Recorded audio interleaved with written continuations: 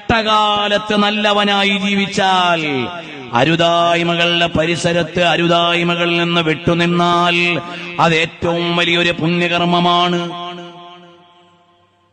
തെറ്റുകൾ നിറഞ്ഞ കലാലയങ്ങളിൽ, ഗ്രാമങ്ങളിൽ, കൂട്ട് സംഘങ്ങളിൽ എല്ലാം നിൽക്കുമ്പോൾ അതിൽ നിന്നെല്ലാം മാറി തെറ്റിൽ നിന്നൊന്ന് വിട്ടുനിൽക്കാൻ കഴിഞ്ഞാൽ അത് രക്ഷയ്ക്കുള്ള വഴിയാണ്. തൗബയ്ക്ക് മുന്നിൽ വെക്കാൻ പറ്റുന്ന പുണ്യകർമ്മമാണ്. നമ്മൾ ആലോചിക്കണം. ഈ ഞാൻ ഇന്ന് പറയുന്ന വിഷയങ്ങളുടെ മുഴുവനും ഒരൊറ്റ പോയിന്റേ എനിക്ക് ലക്ഷ്യമുള്ളൂ.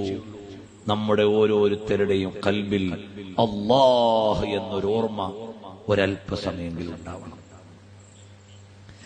അല്ലാഹ് എന്ന ചിന്ത എപ്പോഴെങ്കിലും ഉണ്ടാവണം. അല്ലാഹ് എന്ന വിചാരം നമ്മുടെ നിത്യജീവിതത്തിൽ എവിടെയെങ്കിലും വരണം. അറിയുമോ, മഹാനായ സയ്യിദുനാ ഹാത്തമുൽ അസ്സം റളിയല്ലാഹു അൻഹു പറയാണ്, ഓരോരുത്തരും ഇങ്ങനെ ആലോചിക്കുമ്പോൾ നദറത്തു ഫിൽ ഖൽഖി, അതാ ഞാനിങ്ങനെ സൃഷ്ടികളിലേക്ക് നോക്കിയപ്പോൾ അവരെ പരസ്പരം കുറ്റപ്പെടുത്തുന്നുണ്ട്, അവരെ പരസ്പരം പഴിചാരുന്നുണ്ട്. അതേ സമയത്തോ അസൂയ വെക്കുന്ന എല്ലാത്തിന്റെയും അടിസ്ഥാനം വാസുലുഹാദാ, ഇതിന്റെ മുഴുവനും അടിസ്ഥാനം ഹസദാണ്. ثم نظرت إلى قول الله عز وجل, ഞാൻ അല്ലാഹുവിന്റെ പവിത്ര വചനത്തിലേക്ക് നോക്കി. നഹ്നു ഖസംനാ ബൈനഹും മഈശതഹും ഫിൽ ഹയാത്തിദ് ദുനിയാ, അല്ലാഹു പറഞ്ഞു ഈ ലോകത്തേക്ക് ഓരോരുത്തർക്കും വേണ്ട വിഭവം അല്ലാഹു ഡിവൈഡ് ചെയ്ത് കൊടുത്തിട്ടുണ്ട് എന്ന്. ഫതറക്തുൽ ഹസദാ, അതോടെ എന്റെ അസൂയ ഞാൻ അവസാനിപ്പിച്ചു. വജ്തനബ്തുന്നാസ, ജനങ്ങളെ കുറിച്ചുള്ള ആലോചന വിട്ടു. വഅലിംതു അന്നൽ ഖിസ്മത മിൻ ഇൻദില്ലാഹ്, എല്ലാ വിഹിതവും അല്ലാഹുവിൽ നിന്ന് കിട്ടുന്നതാണ്.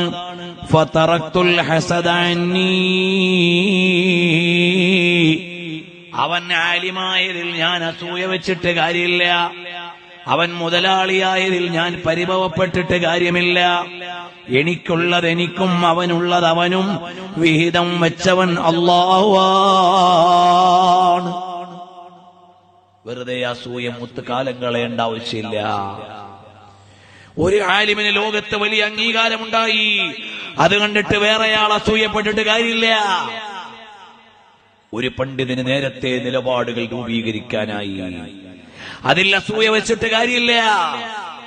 കാറ്റും കോളുമറിഞ്ഞ് അള്ളാഹുവിന്റെ ദീനിനെ സംരക്ഷിക്കാൻ മഹാന്മാരായ ദിശനാശാലികൾക്ക് കാലങ്ങൾക്ക് മുമ്പേ കഴിഞ്ഞു.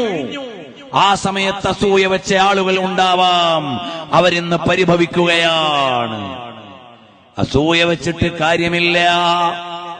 അല്ലാഹു തആലയാണ് നമുക്ക് എല്ലാം തരുന്നവനെന്ന വിശ്വാസമുണ്ടായാൽ അസൂയക്ക് ന്യായമില്ല. അവന് കിട്ടിയല്ലോ, കിട്ടരുതായിരുന്നു എന്ന് വിചാരിക്കണ്ട. അവൾക്ക് നല്ല വീടുണ്ട്, അവന് നല്ല ഭാര്യയുണ്ട്, അവൾക്ക് നല്ല ഭർത്താവുണ്ട്, അവൾക്ക് നല്ല സമ്പത്തുണ്ട്, അവന് നല്ല മക്കളുണ്ട്. ഒരു കാര്യത്തിലും നമ്മൾ അസൂയ വെക്കേണ്ട ആവശ്യമില്ല. എല്ലാം തീരുമാനിച്ചു തരുന്നവൻ അല്ലാഹ്. അല്ലാഹു ജല്ല ജലാലുഹു അമ്മ നവാലുഹു വ തആലാ ഫീ ഉലാഹ്. അല്ലാഹുവിനെ കുറിച്ചുള്ള ആലോചന നമ്മുടെ ഖൽബിലേക്ക് വരണം.